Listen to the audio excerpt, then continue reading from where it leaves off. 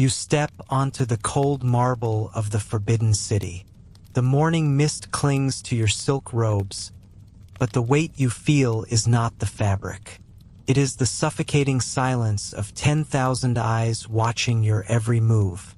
Above you, golden roof tiles gleam like dragon scales under a pale sun. It looks like a paradise of jade and incense, but you know better. You see the shadow of a guard's spear and hear the hushed whispers of eunuchs scurrying through red corridors. Behind these crimson walls, beauty is a mask for brutality. One misplaced word or a single moment of perceived disrespect could end your life before sunset. You are not a guest in this magnificent palace. You are a prisoner of the Son of Heaven.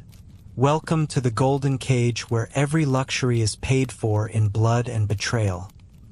You are 13 years old when the world as you know it ends. It begins not with a cataclysm, but with a piece of paper. It is an imperial edict, stamped with the heavy, vermilion seal of the dragon. For years, your parents have whispered about this day with a mixture of desperate hope and silent mourning.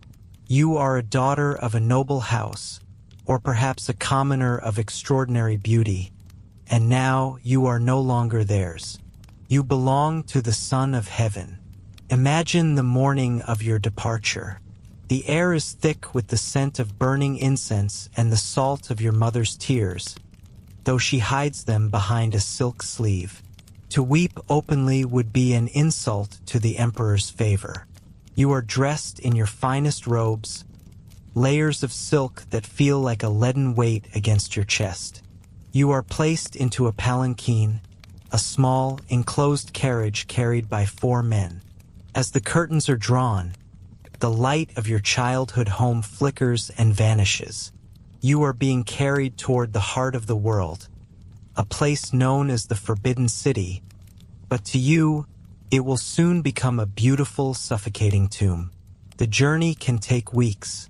You sit in the cramped darkness, listening to the rhythm of the footfalls outside. You pass through villages where people bow their heads as your procession moves by. They envy you. They imagine you will be draped in pearls and eating peaches from the imperial orchards. They do not know that you are traveling toward a life where your name will be replaced by a title, and your will be replaced by 1,000 years of rigid, unyielding protocol. Finally, the carriage stops. You hear the heavy thud of massive wooden beams being moved. The great gates are opening. You are carried across the Golden Stream Bridge, the sound of water rushing beneath you.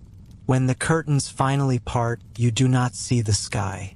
You see walls, massive, towering walls of deep, dried blood red, capped with glistening yellow tiles that look like the scales of a sleeping beast. This is the inner court. From this moment on, the only men you will ever see are the emperor himself and the thousands of eunuchs who serve as his shadows. You are not alone in your arrival. You are lined up in a vast, stone-paved courtyard with hundreds of other girls, some as young as 11, others nearly 20. You are all pieces of tribute, sorted like fine porcelain. This is the selection process, a cold and clinical evaluation of your worth. You stand for hours under the blistering sun or in the biting wind of a Beijing winter. You are forbidden to fidget. You are forbidden to speak. Imperial physicians and elder court matrons move among you. They are looking for perfection, but their definition of it is terrifying. They check the clarity of your eyes and the straightness of your spine. They measure the length of your fingers and the silkiness of your hair. But it goes deeper and becomes far more invasive. They examine your skin for the slightest blemish, for a mole or a scar that might offend the emperor's sight. They listen to the sound of your voice, seeking a tone that is musical but submissive. They even smell you, ensuring there is no hint of body odor, which was considered a sign of poor character or ill health. If you are found wanting, You are sent home in disgrace, a burden to a family that has already spent its savings to prepare you for this day. But if you are chosen, the real ordeal begins. You are given a rank. Perhaps you are a noble lady, or if you are very lucky, a concubine of the 4th or 5th rank. You are at the bottom of a pyramid that is miles high. Above you are the consorts, the noble consorts, and the empress herself. You are now a small gear in a massive ancient machine. Your first lesson is silence. You are taught how to walk with tiny, measured steps, your hands folded perfectly in front of your waist. You are taught how to kowtow until your forehead touches the cold stone floor without making a sound. You are taught the complex language of the court, where a misplaced word or an accidental use of the wrong pronoun can result in a lashing or worse. The physical beauty of your surroundings is designed to overwhelm you. Everywhere you look, there is gold, jade, and intricately carved wood. The gardens are filled with ancient, twisted pines and artificial mountains made of jagged rock. But look closer. Notice how high the walls are. They are designed so that no matter where you stand in the inner court, you cannot see the city outside. You cannot see the mountains in the distance. You can only see the sky, a square of blue framed by the yellow rooftops. You are in a city within a city, a world where time seems to have stopped. Your daily life becomes a repetitive cycle of waiting. You wake before dawn to be painted and powdered by your personal attendants. Your hair is piled high in elaborate styles that make your neck ache. You are dressed in robes so stiff with embroidery that you can barely sit down. And then you wait. You wait for a summons from the emperor that may never come. You wait for an invitation to tea from a higher-ranking consort that is actually a trap. You wait for news from a home you are no longer allowed to visit. Letters to your family are rare and heavily censored. You cannot tell them about the loneliness. You cannot tell them about the way the other girls look at you with eyes full of suspicion and whispered malice. You must only write of the emperor's benevolence and the luxury of your surroundings.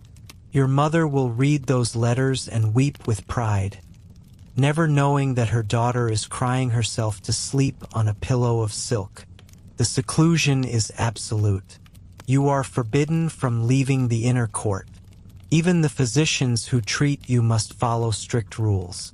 They cannot look directly at your face. They must feel your pulse through a piece of fine silk draped over your wrist.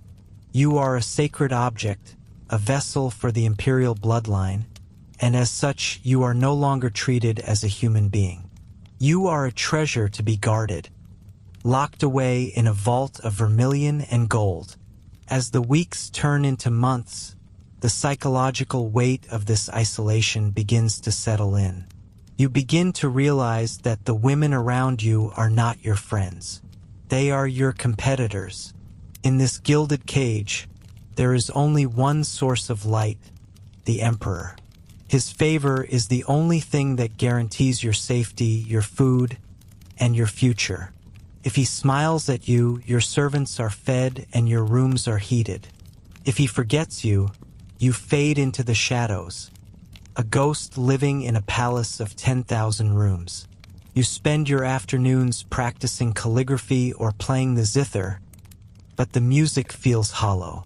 You walk through the gardens, but the flowers seem artificial.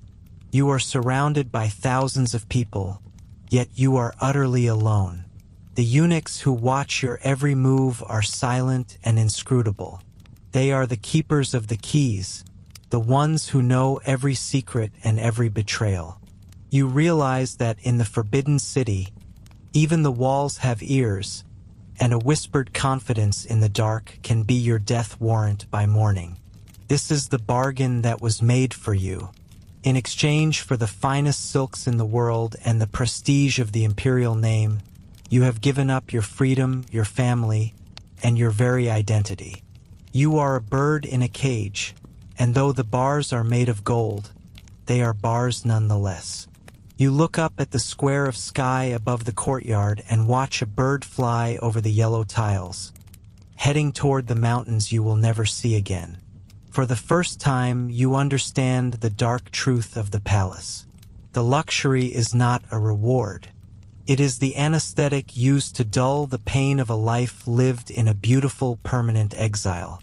You take a deep breath, the scent of expensive incense burning your throat, and you bow as a senior eunuch enters the room. Your life as a person is over. Your life as an imperial consort has begun. And in this world of shadows and silk, the only way to survive is to become as cold and as hard as the jade ornaments that decorate your hair.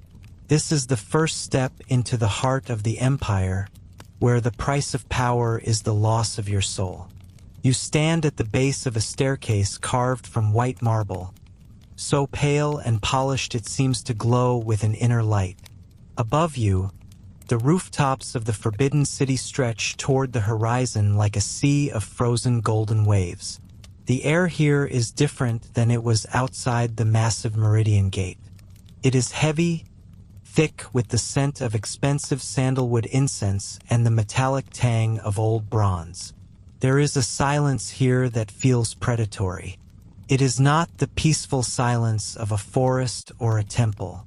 It is the silence of 10,000 people holding their breath at the same time, waiting for a single word that could mean life or death. You are no longer a person in this space. You are a component of a machine, a tiny gear in a clockwork empire that has been ticking for centuries. To understand the terror of the imperial court, you must first understand the height from which you can fall. Look up the stairs. At the very summit sits the Son of Heaven. He is not just a king or a ruler. He is the bridge between the mortal world and the divine. He is the only man in the world who can stand at the center of the universe. But as you look toward that distant silhouette, you realize that the higher one climbs, the colder the air becomes. The hierarchy of the court is not a ladder. It is a pyramid made of razor blades. At the top is the emperor, but he is a man trapped by his own divinity. Every movement he makes is dictated by ancient rituals. Every word he speaks is recorded by scribes who never stop scratching their brushes against paper. He is the most powerful man on earth, yet he cannot even walk across a room without an army of attendants managing his every step. For him, the terror is the fear of losing the mandate of heaven. If the rivers flood, if the grain fails, if an eclipse darkens the sky, it is his fault. The cosmos itself is judging him. And when the cosmos judges an emperor, the result is usually a bloody revolution. But you are not the emperor. You are someone much lower, and for you, the terror is more immediate. It is the terror of the eye. In the imperial court, you are always being watched. Behind every silk screen, inside every shadowed corridor, and behind every pair of lowered eyes, there is someone looking for a mistake, a misplaced word, a slightly crooked bow, or a choice of clothing that is one shade too bright could be interpreted as a sign of disrespect or, worse, treason. Consider the eunuchs. You see them moving through the courtyards like ghosts. They glide in their long robes, their voices high and thin, their faces often strangely smooth and youthful even in old age. They are the only men allowed to live within the inner court, the private sanctuary of the emperor and his family. To gain this position, they sacrificed their manhood, a physical trauma that was often performed in horrific conditions. They were the ultimate outsiders, cut off from the possibility of having children or a family legacy. Because of this, they were supposed to be the most loyal servants. But in the shadows of the palace, loyalty is a flexible concept. As you walk past a group of them, you feel their eyes on you. They know every secret. They know who the emperor visited last night. They know which minister is taking bribes. They know who is losing favor and who is rising. In the hierarchy of terror, the eunuchs are the gatekeepers. If you want to speak to the emperor, you must go through them. If you want to avoid a death sentence, you must pay them. They have turned their physical loss into a different kind of power, a power fueled by information and spite. They are the ears of the walls, and in the Forbidden City, the walls are always listening. Then there is the harem. You catch a glimpse of a woman through a moon gate, her hair piled high and decorated with pins of gold and jade. She looks like a goddess, but she lives in a gilded cage. There are thousands of women like her within these walls, all brought here for one purpose, to provide the emperor with an heir. For most of them, the emperor is a stranger. They may spend their entire lives within the palace and never see his face. They are ranked with brutal precision, from the empress at the top down to the lowly consorts and handmaidens at the bottom. The competition among these women is not a game. It is a war. A child can make a woman the mother of a future emperor, giving her unimaginable power. A failure to conceive can lead to a life of isolation and misery. You see the subtle glances between them, the poisoned smiles. In this hierarchy, the terror is the fear of being forgotten. To be forgotten is to be buried alive in a room filled with silk. Rumors are their weapons. A whisper about a secret lover or a hidden illness can lead to a woman being stripped of her rank and cast into the cold palace, a place where disgraced consorts are left to rot in poverty. Now, imagine you are a high-ranking minister. You have spent decades studying the classics. You have passed the most difficult exams in the world. You are a man of intellect and virtue, but as you stand in the grand hall for the morning audience, your knees are shaking. You must perform the kowtow. This is not just a bow. You must kneel and knock your forehead against the floor 3 times, and you must do this 3 times over. 9 times your head touches the cold stone. It is a physical reminder that your life does not belong to you. It belongs to the throne. The emperor sits on the dragon throne, a mass of swirling gold carvings. He is surrounded by a screen of smoke from the incense burners. You cannot see his eyes, but you can feel his will. If you suggest a policy that he dislikes, he can have you beaten with heavy bamboo poles right there in the courtyard, in front of all your peers. Many men do not survive these beatings. If you are suspected of corruption or disloyalty, the punishment is far worse. The most terrifying aspect of the imperial hierarchy is the concept of collective responsibility. In the world outside, if a man commits a crime, he alone is punished. In the imperial court, if you are found guilty of a high crime like treason, the punishment is the extermination of 9 generations. This means the authorities will hunt down and execute your parents, your grandparents, your children, your grandchildren, your siblings, your uncles, your aunts, and even your cousins. Your entire bloodline is wiped from the face of the earth. You feel the weight of that reality as you stand in the silence of the court. Every person you see, from the highest general to the lowest sweeper, is carrying that burden. If you fail, your children die. If your brother conspires against the throne, you die. This creates a society of total surveillance. Everyone is a spy because everyone is a hostage. You are not just responsible for your own actions, but for the secret thoughts of everyone you share a drop of blood with. This is how the hierarchy maintains its grip. It is not just through the strength of the army, but through the intimacy of the executioner. The sun begins to set, casting long, bloody shadows across the red walls of the palace. The orange light catches the glint of a guard's halberd. These guards stand like statues, their faces expressionless. They are the physical manifestation of the emperor's reach.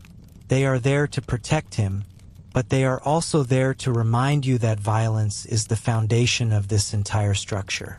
You begin to notice the colors around you. Red is the color of joy and the color of the palace walls, but it is also the color of the blood that has been spilled to keep this system upright. Yellow is the color of the emperor, a color so sacred that no one else is allowed to wear it. If you were to put on a yellow robe, it would be an automatic death sentence. Even the colors are part of the hierarchy. Even the colors are part of the terror. As the darkness grows, the lanterns are lit. The palace transforms into a world of flickering light and deep, bottomless shadows. You realize that in this place, the truth is never found in the light. It is found in the whispers in the hallways. It is found in the deals made in the middle of the night between a eunuch and a general. It is found in the quiet sobbing of a consort who has lost the emperor's favor. The hierarchy of terror is a machine that consumes everyone it touches.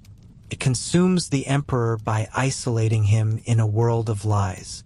It consumes the officials by forcing them into a state of permanent anxiety. It consumes the women by turning them into objects of reproduction and politics. And it consumes the eunuchs by stripping them of their humanity. You take a step back, your boots echoing on the stone. You want to leave, but you realize there is no truly leaving the reach of the court. The shadows of the Forbidden City stretch across the entire empire. The hierarchy you have just witnessed is the blueprint for the world outside. Power flows down from the throne like a river of lead, heavy and toxic. You look up one last time at the silhouette of the palace against the darkening sky. It is beautiful, grand, and magnificent. It is a masterpiece of human architecture and a monument to human suffering. You have seen the faces of the people who live here, and you have seen the fear behind their eyes. This is the price of order. This is the cost of an empire that claims to be eternal. The wind picks up, whistling through the gaps in the heavy wooden doors. It sounds like 1,000 voices trying to speak at once, all of them silenced by the weight of the throne. You are standing in the heart of the most sophisticated civilization on Earth, and yet you have never felt more alone. The shadows are closing in, and you realize that in this hierarchy, the only thing more dangerous than being an enemy of the emperor is being his friend. The silence returns, deeper than before. The guards do not blink. The eunuchs have vanished into the dark. The emperor is a ghost behind a golden curtain. You are left with the crushing realization that in the court of the Son of Heaven, there are no people. There are only roles, and every role is a trap. The hierarchy is complete. The terror is absolute. And as the night swallows the palace, you understand that the shadows here do not come from the absence of light. They come from the presence of power. You step deeper into the heart of the Forbidden City, leaving behind the grand public squares where the emperor met his generals and officials. The air here changes. It becomes heavy with the scent of expensive incense and the weight of secrets. You are entering the inner court, a world where the only men allowed to remain after the sun sets are the emperor himself and a class of shadows known as the eunuchs. Look closely at the figure approaching you through the long, dim corridor. He moves with a peculiar, soft grace, his silk robes rustling against the stone floor. His face is strangely smooth for a man of his age, lacking the beard or mustache that every other man in the empire wears as a mark of dignity. When he speaks to a fellow servant, his voice is thin and high, a sharp contrast to the deep, resonant tones of the scholars you met in the outer courtyards. This man is a gatekeeper of the most intimate sort. He is a mutilated servant, a man who has sacrificed his masculinity for a chance at a life that most peasants could only dream of, and in doing so, He has become one of the most dangerous players in the Imperial game. To understand why this man is here, you must understand the obsession with the purity of the dragon bloodline. The Emperor is the son of heaven, and his children must be his alone. In a palace filled with hundreds, sometimes thousands, of the most beautiful women in the land, the risk of a secret affair was seen as a threat to the very fabric of the cosmos. Therefore, any male who crossed into these private quarters had to be physically incapable of fathering a child. This was the cold, biological logic that birthed the eunuch system, a system that would endure for 2,000 years. You follow this man in your mind back to the moment his journey began, long before he wore these fine silks. Imagine a small, cramped room on the outskirts of the capital, a place known as the Silkworm House. It is a place of heat and blood. You see a young boy, perhaps only 10 or 12 years old, or sometimes a desperate man in his 20s. He has come here because his family is starving, because he is a prisoner of war, or perhaps because he is ambitious enough to believe that the only way up in this world is through a knife. The procedure is brutal and performed without the mercy of modern medicine. You watch as the knifer, a professional who specializes in this grim business, prepares his tools. There are no anesthetics, only a bowl of numbing tea made from herbs and perhaps a bit of local wine. The boy is tied down, his legs spread wide. The knifer asks one final time if he is willing. If he hesitates, the process stops. But for most, the crushing weight of poverty leaves them no choice. With a swift, practiced motion of a small, curved blade, everything that makes him a man is removed in a single cut. The immediate aftermath is a battle for survival. You see the boy being led around the room, forced to walk for hours to prevent his wounds from closing prematurely. For 3 days, he is not allowed to drink a single drop of water, a torment designed to keep his bladder empty while the internal wounds begin to scar. If he survives the infection, the fever, and the sheer psychological trauma, he is given a small jar containing what was taken from him. This is his preciousness. He will keep this jar for the rest of his life, cherishing it more than gold, for he believes that without it, he cannot be buried as a whole man, and his ancestors will not recognize him in the afterlife. But now, back in the palace, you see the transformation that this sacrifice has brought. Because these men were seen as less than human by the traditional Confucian scholars, they were trusted by the emperor in ways no one else could be. A scholar had a family, a clan, and a home village. His loyalty was always divided between the throne and his own bloodline. But a eunuch had no family. He could have no children to inherit his wealth or title. In the eyes of the emperor, a eunuch was a tool, a loyal extension of the imperial will who had nowhere else to go. You watch as the eunuch you are following enters the emperor's private study. While the great ministers must wait hours for an audience and must speak in formal, stilted language, this eunuch moves with familiarity. He is the one who wakes the emperor in the morning. He is the one who dresses him, who hears his complaints about his wives, who knows which concubine is the current favorite and which has fallen from grace. He is the gatekeeper of information. If a minister wants a petition to be read, he must often bribe this eunuch just to ensure it reaches the top of the pile.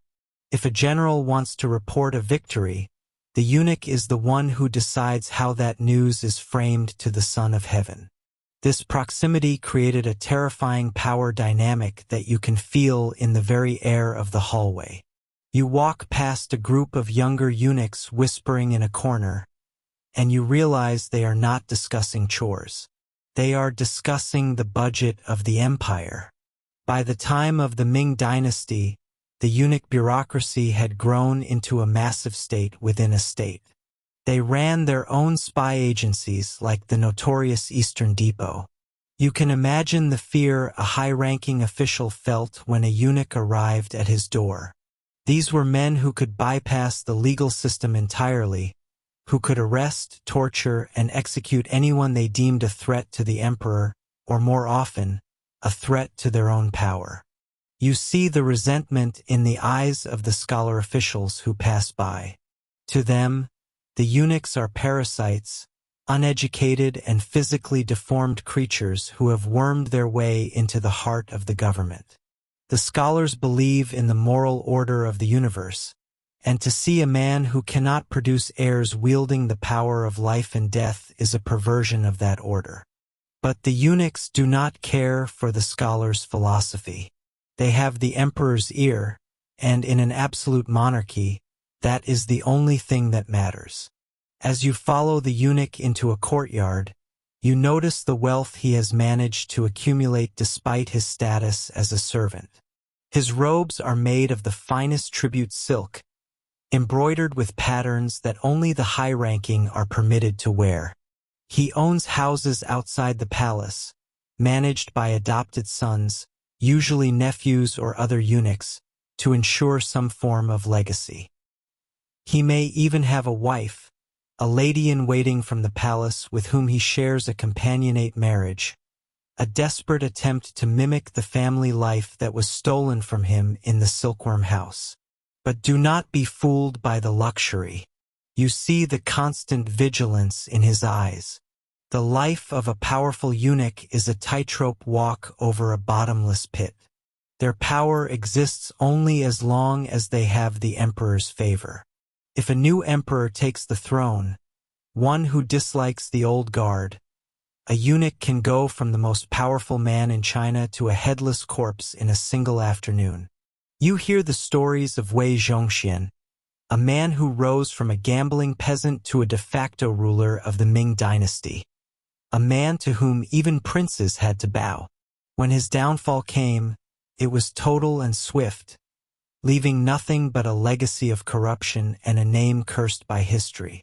As the sun begins to set, casting long, distorted shadows across the yellow-tiled roofs, you realize that the eunuchs are the ultimate victims and the ultimate villains of the imperial system.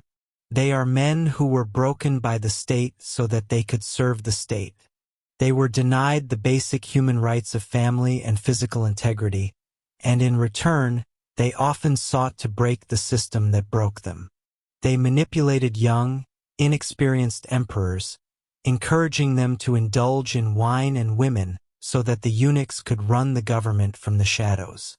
You stand in the center of the inner court, and you can almost hear the echoes of their whispers. Every dynasty that fell in China was said to have been brought down by the three evils: floods, barbarians, and eunuchs. While the scholars wrote the histories and blamed these mutilated men for every disaster, the truth you see is more complex. The eunuchs were exactly what the emperors created them to be: a shield against the nobility and a direct instrument of imperial whim. You look at the man you have been following one last time as he disappears behind a heavy gilded door. He carries a tray of jade cups, his back slightly bowed, a picture of perfect subservience. But you know now that the tray he carries is heavy with more than just jade. It carries the weight of an empire's secrets, the bitterness of a lost life, and the silent, terrifying power of a man who has nothing left to lose but his proximity to the throne. The silence of the inner court is not a peaceful one. It is the silence of a web where the spider is often the very servant you would overlook. You understand now that to live in the Forbidden City was to live in a world where the most powerful people were often the ones the world refused to see as men. As the lanterns are lit, casting flickering light on the faces of the silent watchers in the halls, you prepare to move on, deeper into the social hierarchy that defined this gilded cage. You have seen the gatekeepers, but now you must see those they were meant to guard, the women whose lives were defined by the very walls that kept the rest of the world out. You step over a high, lacquered threshold, and the air immediately changes. The heavy, metallic scent of the outer courts, with its horses and polished armor, vanishes. It is replaced by something cloying and suffocatingly sweet. It is the scent of ambergris, sandalwood, and 1,000 different floral powders all mingling in the stagnant air of the inner palace. You are now in the world of the Hogong, the forbidden city within the forbidden city. This is the realm of the emperor's women. At first glance, it is a paradise of shimmering silks, delicate porcelain, and koi ponds that glisten like spilled jewels under the sun. But as you walk deeper into these winding corridors, you begin to feel the weight of the silence.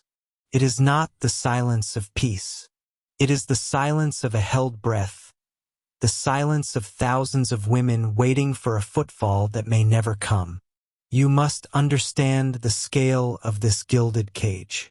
While history books often focus on a single empress, the reality was a sea of faces. In some dynasties, the emperor's harem numbered in the thousands. Imagine being one of 3,000 women, all living within the same walls, all technically married to the same man, and all competing for a single glance. For most of these women, the emperor was not a husband or even a person. He was a sun they were forced to orbit, a source of light that could grant them life or leave them to wither in the cold. You look around and see young girls, some no older than 13 or 14, who were plucked from their families during the Great Selection. They were chosen for the curve of their brows, the clarity of their skin, and the grace of their walk.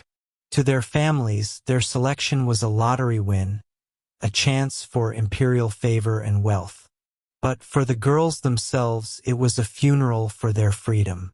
The hierarchy here is absolute and lethal. At the very top sits the empress, the mother of the world. Below her are the high consorts, the concubines, and the lowly attendants. Each rank dictates everything about your life, from the color of the silk you are allowed to wear to the number of dishes served at your table. You see a woman sitting by a window, her fingers tracing the intricate embroidery of a peony on her sleeve. She is a noble lady, a mid-tier rank. She has 5 maids to serve her. But she looks at the woman passing in the courtyard, a consort of the first rank, who is accompanied by a dozen eunuchs and wears yellow silk, the color reserved for the imperial family. That look in the noble lady's eyes is not admiration. It is a calculated, burning hunger. In this world, to stay still is to sink. If you do not rise in rank, you are forgotten. And in the inner palace, to be forgotten is a slow death. You follow a group of eunuchs carrying a set of green-headed wooden tablets on a silver tray. These are the choices for the night. Each tablet bears the name of a woman. When the emperor finishes his evening meal, he will flip one over. That simple movement of a finger determines who will be elevated and who will continue to rot in obscurity. You see the desperation of the women who have spent their entire day preparing for a moment that might not happen. They spend hours painting their faces with white lead powder and rouge made from crushed safflowers. They scent their hair with jasmine oil and practice their poetry, their music, and their dance. All of this effort, all this artistry, is for a man they might only see once every 3 years. Many of these women will grow old and gray without ever having a single conversation with the man they are legally bound to. But the hunger for power drives them to dark places. You hear a whisper from behind a silk screen, a conversation about a rival's sudden illness. In the harem, the most dangerous weapon is not a dagger, it is a cup of tea. Poisoning is an art form here. A bit of ground cinnabar in a cosmetic jar, a certain herb mixed into a restorative soup, or even the placement of a specific incense that causes a pregnant rival to lose her child. The stakes are impossibly high. If a woman gives birth to a son, her status is solidified. She becomes the mother of a potential future emperor. Her family is elevated to the nobility. Her enemies are crushed. But if she fails, or if her child is seen as a threat to the empress, she becomes a target. You walk past a courtyard where a young woman sits alone, her eyes vacant. She was once a favorite, but after a suspicious miscarriage, she was accused of bringing ill fortune to the palace. Now she is a ghost in silk. The psychological toll of this life is something the history scrolls rarely mention. You see women who have turned to obsession to fill the void of their days. Some spend their lives in prayer, others in the endless study of ancient texts, but many more fall into a cycle of paranoia. Every smile from a sister concubine is a potential trap. Every gift of a jade hairpin might be a bribe to a maid to spy on your private conversations. The eunuchs you saw earlier, the ones who guard the gates and carry the messages, are the only link these women have to the outside world. This creates a toxic codependency. To survive, you must bribe the eunuchs. You must give them your jewels and your gold so they will speak your name in the emperor's ear or suppress a scandalous rumor. The harem is an economy of secrets, and the currency is human dignity. There is a place within these walls that everyone fears to name. It is called the Cold Palace. You walk toward the northern edge of the complex, where the bright red paint of the pillars is peeling and the weeds push through the cracked stone tiles. This is where the discarded women are sent. These are the ones who offended the emperor, who lost the power struggle, or who were simply no longer beautiful enough to keep. There are no silk hangings here. There is no charcoal to warm the rooms in the bitter northern winter. You hear a low, rhythmic thudding from behind a locked door. It is the sound of a woman hitting her head against the wall, over and over, a slow drumbeat of madness. In the Cold Palace, you are legally alive but socially dead. You are kept here until you wither away, a reminder to every other woman in the harem of what happens when the light of the emperor's favor is extinguished. You might wonder why they did not simply give up, why they did not accept a life of quiet luxury and leave the politics to others. But you realize as you watch a young consort practicing her calligraphy that there is no such thing as a quiet life here. The system is designed to keep you hungry. If you do not strive for the emperor's bed, you are at the mercy of those who do. If you do not have a son, you have no insurance for your old age. When an emperor dies, his childless concubines are often sent to temples to live out their lives as shaven-headed nuns, or in earlier, more brutal dynasties, they were expected to follow him into the grave. The hunger you see in their eyes is not just for power, it is for survival. As evening falls, the palace lanterns are lit, casting long, flickering shadows against the paper screens. You see the reflection of a woman standing by a pond. She looks at her own image, perhaps checking for a new wrinkle or a strand of gray hair. She knows that her time is her greatest enemy. Every day that passes is a day closer to being replaced by a younger, fresher face from the next selection. The beauty of the harem is a facade, a thin layer of gold leaf over a structure of rotting wood. The silk robes are heavy, not just with embroidery, but with the weight of unfulfilled lives. These women were the most beautiful, the most talented, and the most educated in the empire, and they were gathered here to be ornaments in a garden that they could never leave. You walk back toward the heavy gates of the inner palace, the scent of ambergris still clinging to your clothes. You realize that the grandeur of the imperial court was built on the broken spirits of these thousands of women. Their dreams were strangled by the very silk they wore. Their hunger was never for food, but for a shred of agency in a world that saw them only as property. The walls of the Forbidden City were not built to keep enemies out. They were built to keep the emperor's treasures in, and those treasures were human beings, trapped in a cycle of envy, fear, and longing. The sun has set, and the inner palace is now a labyrinth of shadows, where every rustle of a curtain could be a plot and every whispered word could be a death sentence. You have seen the silk, but you have also felt the coldness of the stones beneath it.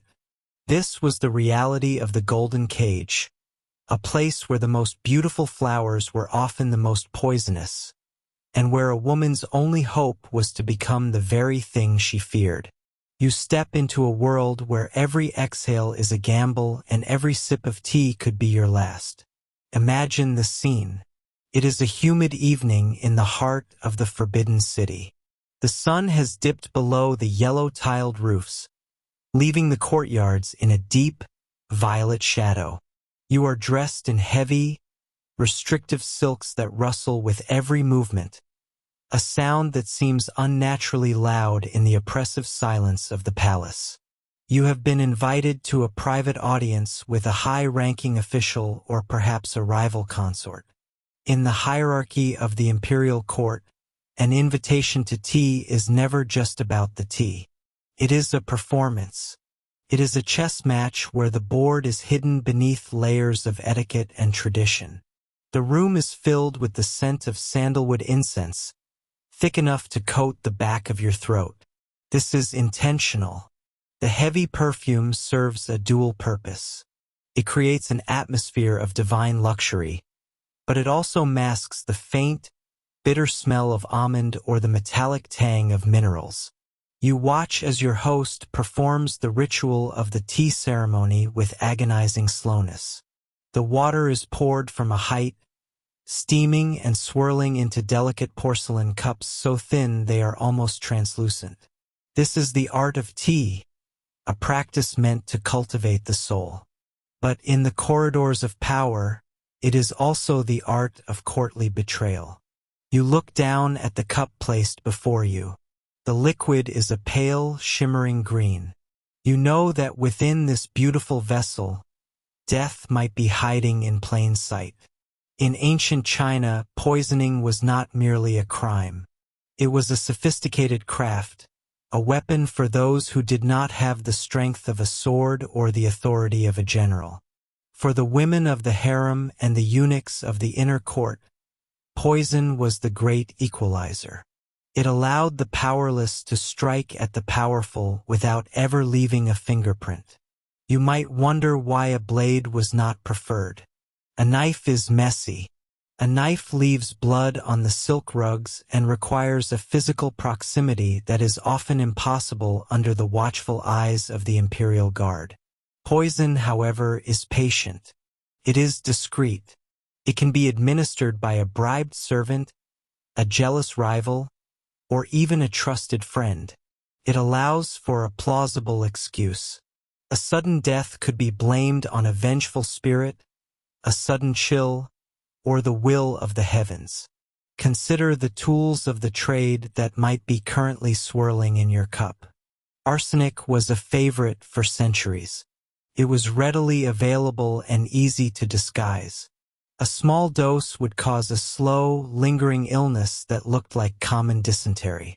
Your strength would fail, your hair would thin, and your skin would turn a sickly yellow. By the time you realized you were being murdered, you would be too weak to point a finger.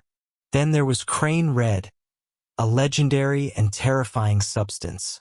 It was said to be derived from the crest of a red-crowned crane, though in reality, it was often a highly toxic form of arsenic trioxide. It was fast, efficient, and utterly lethal. A single drop could stop a heart before the cup hit the floor. But the arsenal of the courtly poisoner did not stop at minerals. You might find your doom in the petals of a flower. The monkshood plant, with its beautiful violet blooms, contains aconite, a toxin that causes the heart to stutter and fail. Or perhaps the poison is not in the drink at all. In the high-stakes world of the imperial court, betrayal was creative. A deadly powder could be dusted onto the pages of a book you are known to read, or soaked into the very silks of your ceremonial robes, entering your bloodstream through your pores as you sweat under the summer sun. Even a gift of high-quality incense could be laced with lead or mercury, slowly rotting your mind and body as you sleep in your bedchambers. As you sit across from your host, you feel the weight of your own paranoia.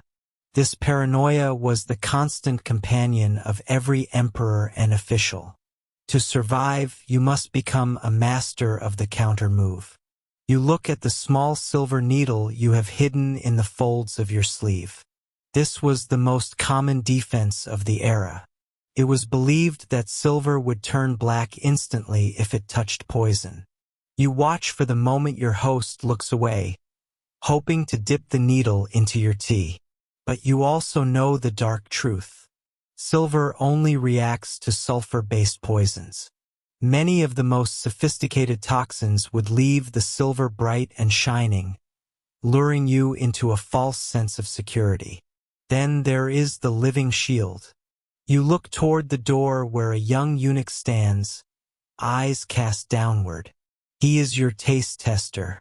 Before a single morsel of food or a drop of wine reaches your lips, he must consume a portion. You watch his face for the slightest twitch of pain, the smallest bead of sweat.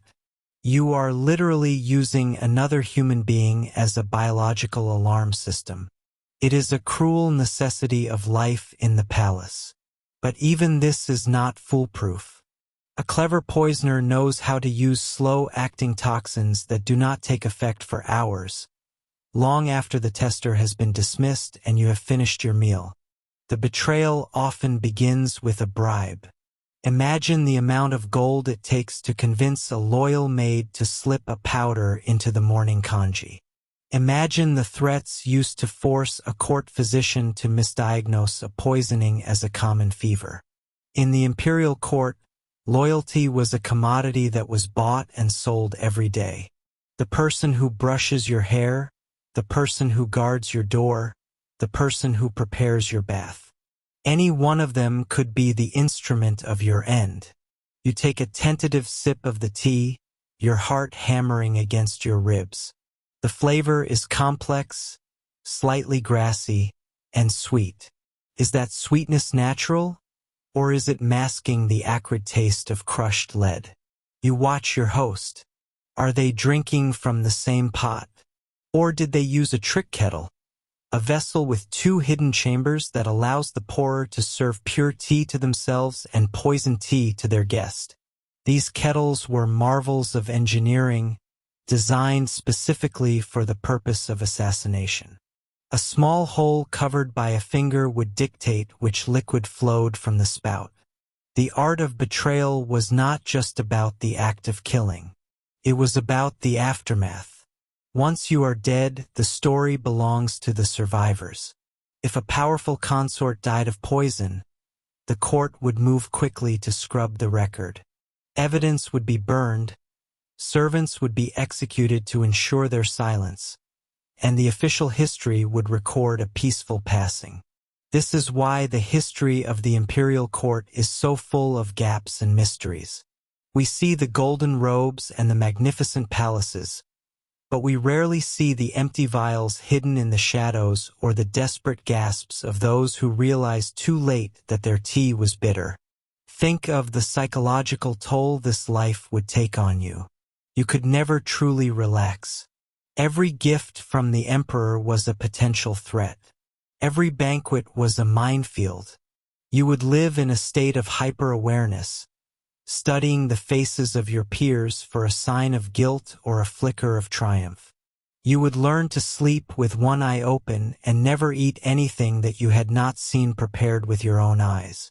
And yet, even then, you would not be safe. The ultimate betrayal was the state-sanctioned suicide. If you fell out of favor with the emperor, he might send you a gift. It wouldn't be a sword or a rope.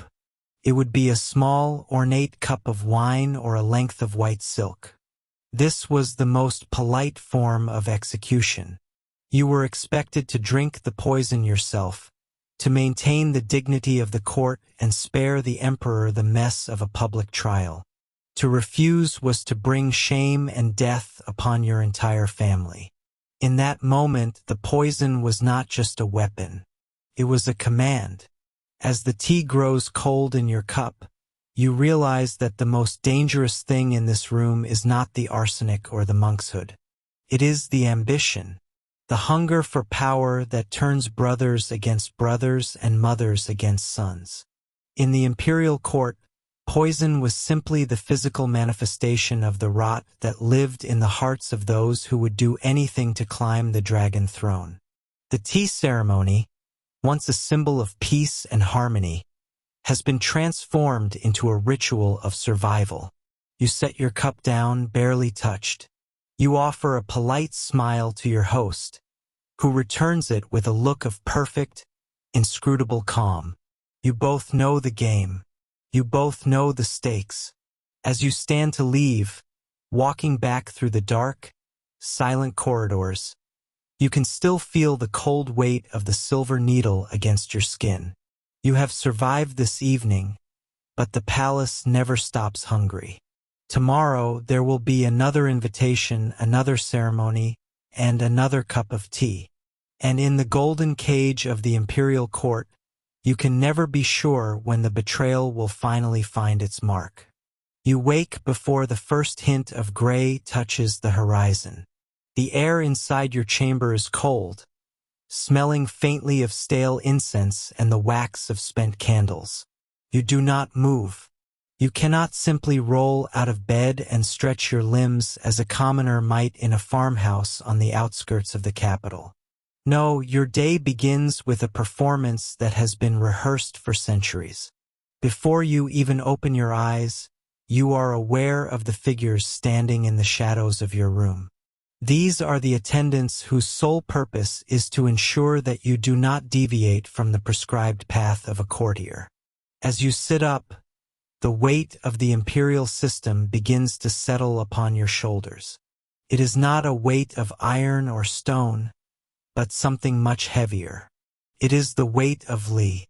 In the Western world, you might translate this word as ritual or etiquette, but those words are far too flimsy to capture the truth of it.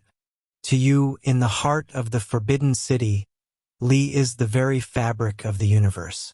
It is the invisible architecture that holds the sky above the earth and keeps the rivers flowing toward the sea.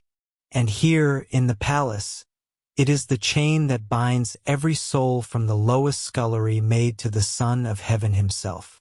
Your dressing is the first movement in this day-long symphony of restraint.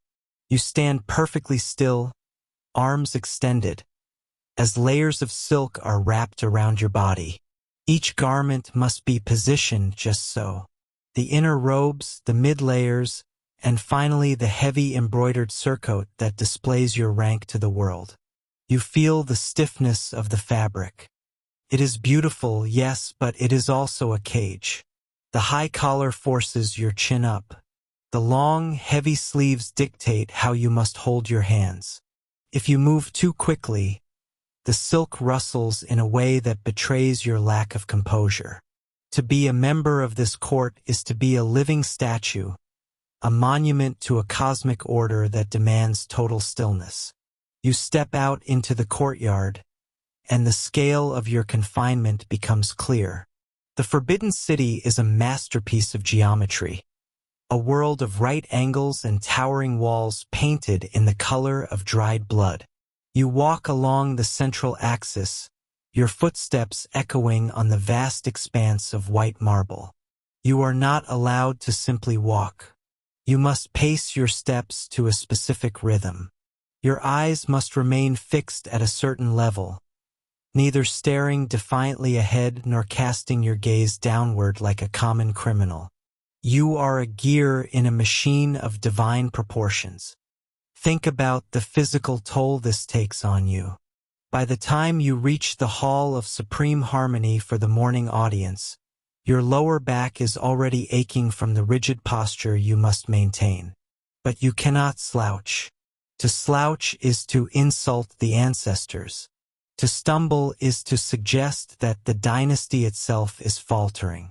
You find your place among the hundreds of other officials, each of you positioned according to a meticulously calculated hierarchy. You are a sea of blue and purple and black silk, standing in perfect rows under the watchful eyes of the Imperial guards. Then the moment arrives. The Emperor enters. You do not look at him. To look directly upon the face of the Son of Heaven is a crime. Instead, you perform the kowtow. This is the ultimate expression of the invisible chains that bind you. You drop to your knees, the cold stone biting into your flesh. You press your forehead to the floor 3 times, then stand, then repeat the process until you have bowed 9 times in total. As your head hits the marble, you feel the insignificance of your own life. You are nothing but a speck of dust in the presence of the Imperial Majesty. But do not mistake the Emperor for a free man. If you were to look up, you would see a man who is perhaps the most restrained of all. He sits upon the dragon throne, draped in yellow silk so heavy it seems to pin him to the wood. He cannot move his head to the left or right without a specific ritual reason. His words are not his own. They are the echoes of 1,000 years of precedent. He is a prisoner of his own divinity. Every meal he eats is tasted by others and served in a sequence that never changes. Every night he spends is recorded by clerks. He is the center of the universe, but he is also a ghost haunting a golden palace, unable to step outside the lines drawn for him by the ghosts of his ancestors. Why is this done? Why this obsession with the minutiae of behavior? You begin to realize that the rituals are not just about respect. They are about survival. In a court where betrayal is a constant threat and power is concentrated in the hands of a few, the ritual provides a mask. If everyone must act exactly the same way, if every word and gesture is scripted, then it is much harder for a rebel to hide his intentions. The ritual is a filter. It strips away your individuality until there is nothing left but your function. You are not a man with desires and fears. You are the minister of rights. You are the third consort. You are the imperial bodyguard. As the morning progresses, you move from one ceremony to the next. There is a ritual for drinking tea. There is a ritual for presenting a report. There is even a ritual for how you must breathe when the Empress passes by. You find that your mind begins to go numb. The constant vigilance required to avoid a breach of protocol is exhausting. If you accidentally use the wrong pronoun when addressing a superior, your career could end in an instant. If you wear a shade of red that is reserved for a higher rank, you might find yourself facing the executioner's blade. The physical environment reinforces this sense of constant pressure. The halls of the palace are vast, designed to make you feel small. The ceilings are so high they are lost in shadow, and the silence is heavy. Even when thousands of people are present, the only sounds are the chime of bells, the low chant of sutras, and the rhythmic thud of the guards' halberds. You feel as though the very air is watching you. There is no such thing as a private moment. Even in your own quarters, eunuchs and maids hover nearby, their eyes noting every deviation from the norm. You begin to wonder who you were before you entered this place. You remember a time when you could run through a field or speak your mind without weighing every syllable. But those memories are fading, replaced by the rigid requirements of your current life. The rituals have become a second skin. You no longer need to be told how to bow. Your body does it instinctively. You have become a part of the architecture, as silent and unchanging as the stone lions that guard the gates. This is the dark truth of the invisible chains. They do not just restrain your body, they reshape your soul. The court does not want your creativity or your unique perspective. It wants your obedience. It wants a world where nothing ever changes, where the cycle of the seasons is mirrored in the cycle of the court ceremonies. It is a beautiful, terrifying stasis. As evening falls, the palace prepares for the night rituals. The lanterns are lit, casting long, flickering shadows against the red walls. You are led to a banquet where the food is cold by the time the proper prayers have been said. You sit in silence, watching the dancers move in patterns that haven't changed in 3 centuries. You realize that you are not just a person anymore. You are a link in a chain that stretches back to the beginning of time and forward into an infinite, unchanging future. The weight of the silk, the chill of the marble, the unending silence, it all serves a single purpose. It ensures that the power of the throne remains absolute. By controlling the way you move, the court controls the way you think. By dictating your every breath, it leaves no room for the spark of rebellion. You are a prisoner who has been taught to love his bars because the bars are made of gold and carved with the images of gods. As you finally return to your chamber, the attendants are there to peel away the layers of your identity once again. They remove the heavy robes, the jade pendants, and the formal headwear.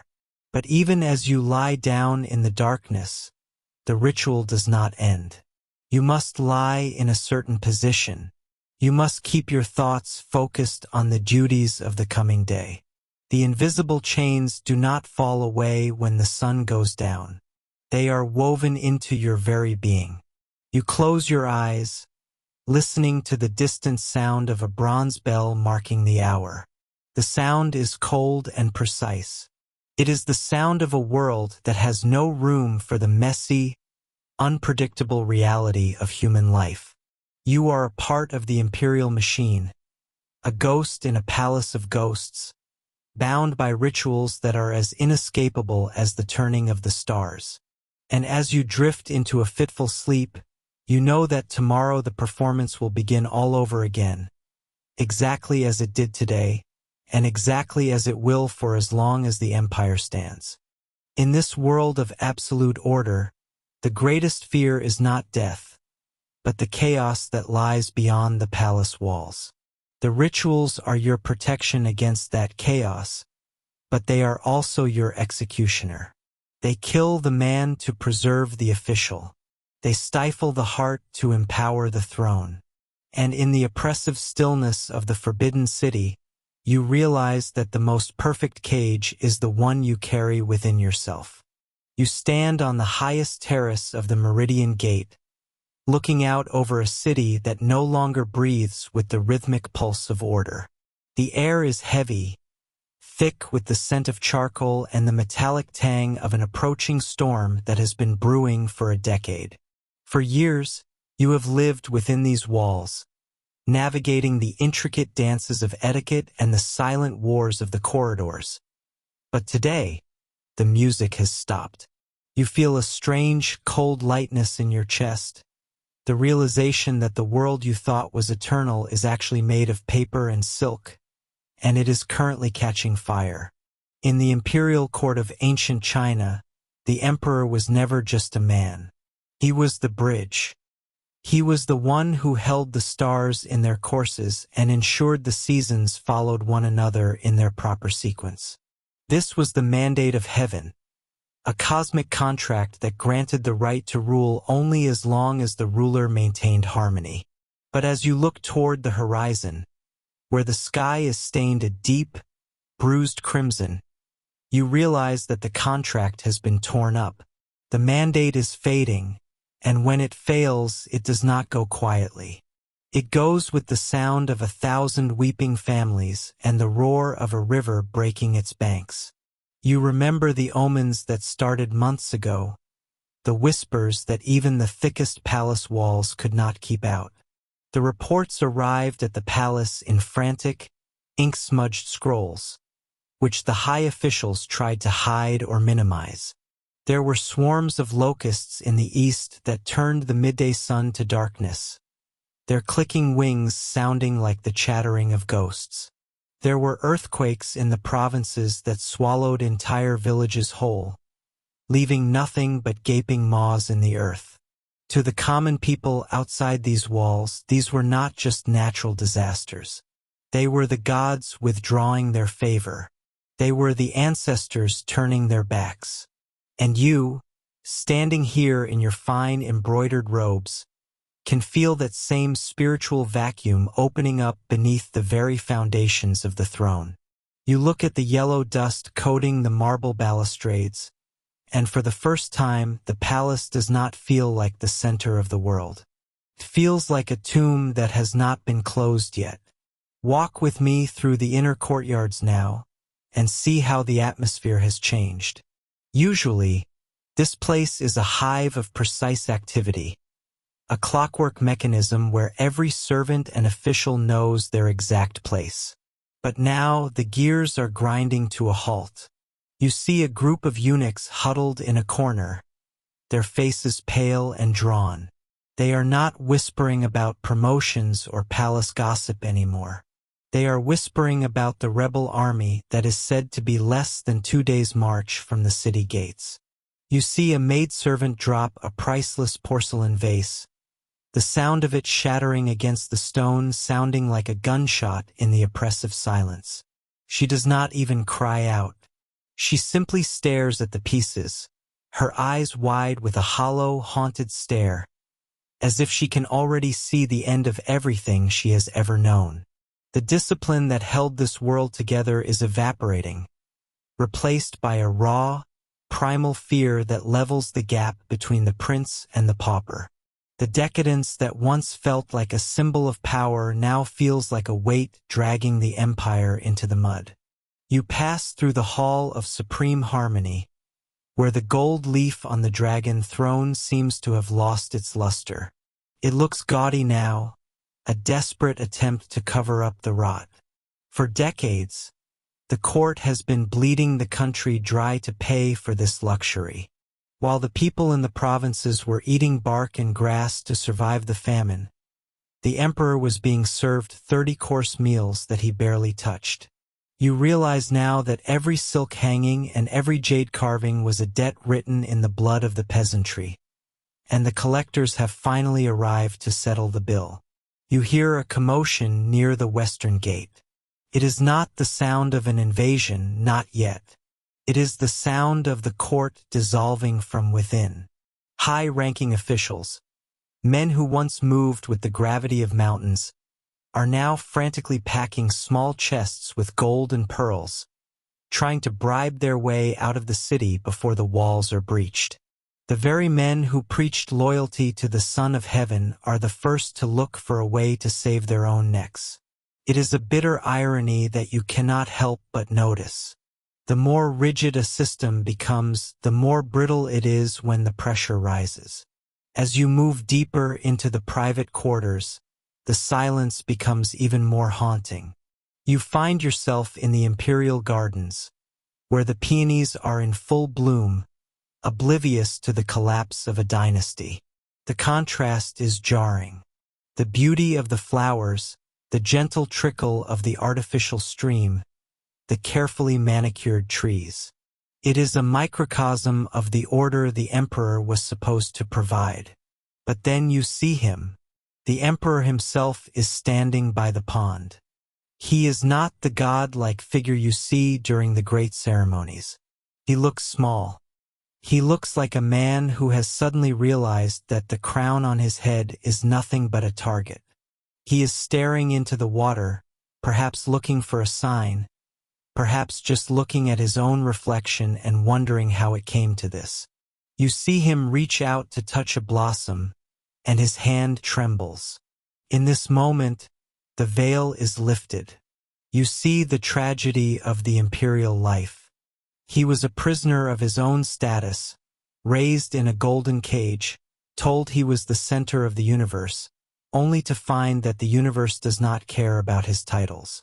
The mandate is a heavy burden to carry, and as it slips from his shoulders, it seems to be crushing him. The sun begins to sink lower, casting long, distorted shadows across the courtyard. This is the crimson sunset of 1,000-year dream. You know that by morning, the banners on the walls will be different. The history books will be rewritten. The man you serve will be called a tyrant or a fool, and the rebels outside will be called the new chosen ones of heaven. That is the cycle of the Middle Kingdom. It is a wheel that never stops turning, crushing those on the bottom and eventually bringing those on the top down into the dust. You feel a sudden urge to leave, to strip off your formal robes and blend into the chaos of the streets, to become just another soul trying to survive the night. But where would you go? The palace is all you have known. Its walls are your horizon. You realize that you are as much a part of this dying era as the emperor himself. If the mandate has failed him, it has failed you too. Suddenly, the bells begin to toll. It is a slow, rhythmic sound that vibrates in your bones. It is the signal that the outer defenses have fallen. The sky is no longer just red from the sunset. It is glowing with the orange light of fires breaking out in the outer city. The smoke begins to drift over the high walls of the Forbidden City, smelling of cedarwood and old paper. The archives are burning. Centuries of lineage, poetry, and law are turning into gray flakes that dance in the hot wind. You watch as the emperor turns away from the pond and begins to walk toward the highest hill in the garden. He is alone. No attendants follow him now. They have all fled to save themselves or to hide in the cellars. He carries a length of silk in his hand. You know what he is going to do. It is the final, traditional exit for a ruler who has lost his way. It is a moment of dignity in a world that has lost all grace. You do not stop him. You cannot. The momentum of history is too great for any one person to stand against. You sit on the steps of a deserted pavilion and wait. The roar of the crowd is getting louder now, a tidal wave of sound that drowns out the gentle trickle of the garden stream. You look up at the moon, which is rising pale and indifferent over the smoke. Tomorrow the sun will rise on a new era. New men will sit on the throne, new laws will be written, and the cycle will begin all over again. The blood will be washed from the stones, the gold leaf will be reapplied, and a new son of heaven will claim that he holds the mandate. But for now, in this long final twilight, there is only the shadow and the flame. You close your eyes and listen to the sound of the old world breaking apart. You realize that the mandate of heaven is not a gift. It is a loan, and when the time comes to pay it back, the interest is paid in the ruins of empires and the silence of forgotten halls. The crimson sunset has finally faded into black, and as the first gate of the inner palace groans under the weight of the battering ram, you realize that the most terrifying thing about the end of a world is how much it sounds like a beginning. The cage has been broken, but the sky outside is full of fire. You stand up, your shadow stretching long across the marble, and prepare to meet whatever comes next. The history of the court is written in the language of power and blood, and tonight, the final chapter of this book is being signed in the dark. The mandate has moved on, seeking a new heart to inhabit, leaving behind only the cold stone and the echo of a name that no one will be allowed to speak by morning. You take a breath of the smoke-filled air and step down into the courtyard, walking toward the gate as the world you knew dissolves into the mist of legend. This is the dark truth of the Imperial life. It begins in the light of divine favor and ends in the cold, red glow of a dying sun. The wheel has turned. The silence of the palace is finally complete. As you reach the heavy wooden doors, you hear the latch click, not from the inside, but from the outside. The transition is complete. The past is a ghost, and the future is a storm. You are no longer a servant of the court. You are a survivor of the fall. And as the doors swing wide, you realize that the crimson sunset was not just the end of a day, but the burning away of everything you once thought was true. The mandate has failed, and in its wake, only the human spirit remains, naked and trembling in the dark, waiting for the first light of a new, uncertain dawn.